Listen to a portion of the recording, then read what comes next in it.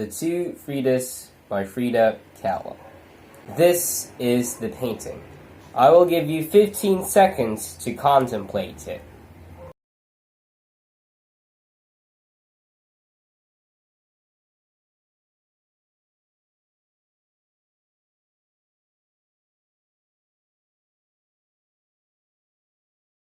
And this is a picture of Frida Kahlo beside it in the flesh.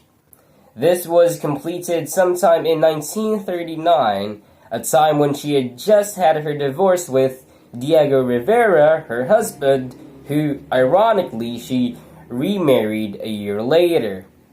The main principle of this painting is her deep sorrow, how sad she is over the divorce. Let me furnish you with some contextual information regarding the divorce and their marital status first. Because she dedicated this work to it, the comprehension of so will help us understand the art for its essence. So, okay, the two married in 1929. At that time, Diego was already a famous artist, like Frida was to be, and in that regard, to a higher degree, but not yet. The relationship served as inspiration for each of them in their artistic careers. However, it was, at the same time, very problematic. Because back when Frida was 6, she got infected with polio. There was an ongoing polio epidemic at that time. It left one of her legs withered and shorter than the other. This was, to say the least, unattractive. So, she concealed this by wearing long skirts that covered every bit of her lower body. This is why she is invariably seen, both in real life and in her self-portraits, wearing these ultra-long skirts. Not only that, when she was 18, she got in a car accident that inflicted so much damage to her lower body, it was irreparable and disabled her ability to bear a child, thus getting numerous miscarriages and abortions. She expressed her lamentation of this in this painting, Henry Ford Hospital. I'll give you a couple of seconds to contemplate this painting.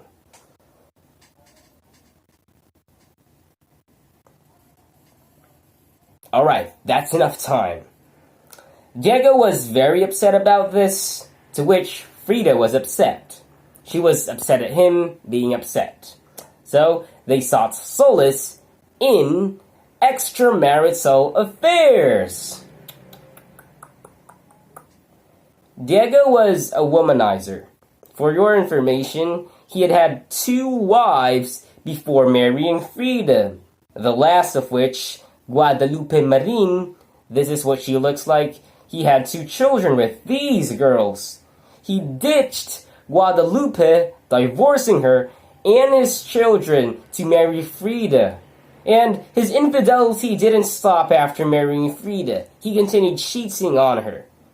Frida was the same, except maybe to a lesser degree. Now, you may be wondering why the hell I'm showing a picture of her being hugged by another woman. This isn't romance. Oh, yes it is. Here's the thing. She was bisexual, having affairs with both men and women. The men she had affairs with include communist revolutionary Leon Trotsky and sculptor Louise Nevelson. As for the women, African-American dancer Josephine Baker and American artist Georgia O'Keeffe. Yet, despite the unfaithfulness and the awareness of these, they were well aware that they were cheating on each other. They maintain a relationship. I suppose it's because Diego had enough mojo, to keep it up.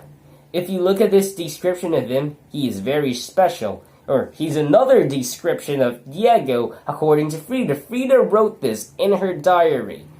Diego equals my husband, Diego equals my friend, Diego equals my mother, etc. A person amounting to such a description must be extraordinary. Perhaps it's safe to assume that Those characteristics enable him to succeed in his adulterous desires. He's a Casanova, I suppose. However, the mojo was ruined. Her patience came to an end when she found out that he had been cheating on her with her sister, Christina. This was so bad. She expressed her indignation in this painting of hers, a portrait of my sister. And you can clearly see that what's happening is in the painting is not good. Afterward, Frida was like, "Hey, I'm out. I'm out of here." And she stopped living with him under the same house and moved into her own apartment in Mexico City. Diego responded to this by going about divorce proceedings. It was under this situation that Frida began painting this, which she finished only after the divorce proceedings had been finalized.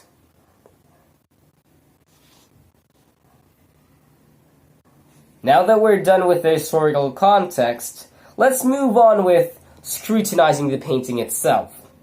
The two main figures here, they symbolize two diametrical personas of Frida Kahlo. The features distinguishing each the most are the two hearts and the differences in their respective appearances. The one on the left shows a bleeding heart whose blood is leaking onto her white dress.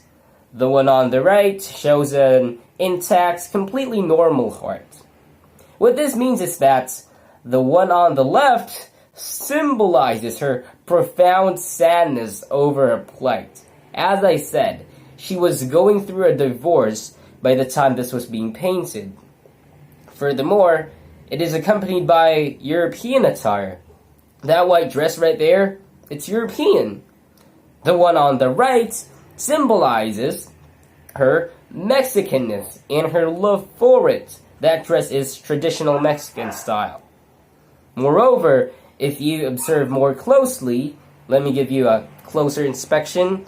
The one on the left, that stands for Europeanness, has lighter skin, along with some makeup reddening the cheeks a little, than the one on the right, without cosmetics and in Frida Kahlo's natural complexion, that stands for Mexicanness. I'm sure this is self-explanatory. Mexicans have darker skin than do Europeans. Now, what does this all mean in the broader context that relates to her husband? It is that Diego Rivera, being Mexican himself, espoused embracing her Mexican heritage. She was half German, her father being a German immigrant who migrated to Mexico in the 1880s, and her mother was half Mexican with Aztec roots. But, of course, she's not 100% Aztec. As you can see by looking at her face, she's definitely not 100% Aztec. So her husband had a bit of a disdain for her Western side. So, the disdain of her husband towards her Western sides, as represented by European apparel, befits the broken heart representing sadness over her divorce with him, whereas his predilection for her Mexican side, as represented by Mexican apparel, befits the normality of it, that even holds a picture of him in her left hand. I will explain that shortly. But apart from the dichotomy that I've fleshed out, Frida also connected the two.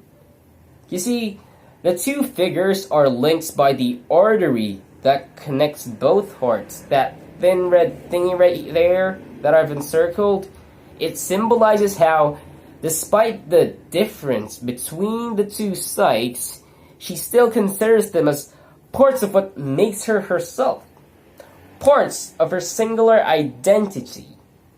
Moreover, the artery doesn't just link the two figures. Following the artery, it extends onto her Mexican arm and Mexican wrist, and then her Mexican hand. There we go. I've encircled it. That contains a portrait of her husband as a child. Evidently, the linking of the literal hearts to it symbolizes her figurative heart's connection to it. She still loves him, which is why they remarried a year later. And lastly, the figures are set against a backdrop of gloomy and stormy clouds. Frida standing against it symbolizes her toughness and stoicity as one of the main proponents of feminism in the 20th century. Speaking of which, her feminism had something to do with that weird unibrow of hers and masculine features. She was a defiant woman and wanted to showcase her defiance through her androgynous appearance, as you can see with the Google explanations. I guess that's an extension of her creativity. Artists, they generally have creative minds. Creative minds hate conventionality and seek unconventional ways that lead to unconventional thinking and unconventional behavior, characteristic of Frida Kahlo. These countless factors verify her authority in painting. She is great at reifying and depicting emotions, imbuing nuances onto her paintings, and has a tragic background. She's fantastic. You know, this recalls the time when I was assigned to explain the elements of certain paintings. These were those paintings. And, as an intelligent person, and mind you, I'm not saying this just to impress you, I'm being genuine. I genuinely enjoy doing that, explaining these abstract concepts. This experience gave me more steeled and ready mind in evaluating this painting, making the job more feasible and viable. Your past experiences have a huge influence on how you currently think and feel. Take a look at this painting by the Japanese artist Yuko Tatsushima. I found something psychologically interesting. It is because when this was shown to males, they found it creepy and harrowing. I myself do, especially if you're going to place myself in a dark room. But when shown to females, they rather empathized with it. They perceived certain emotions from it that I myself cannot even understand. And I would just like to test it out. Sir Boylan, if you have a girlfriend or a mother, stepmother, or an auntie there, try showing them this picture and ask them if they can read emotion, this certain emotion that I'm just going to mention.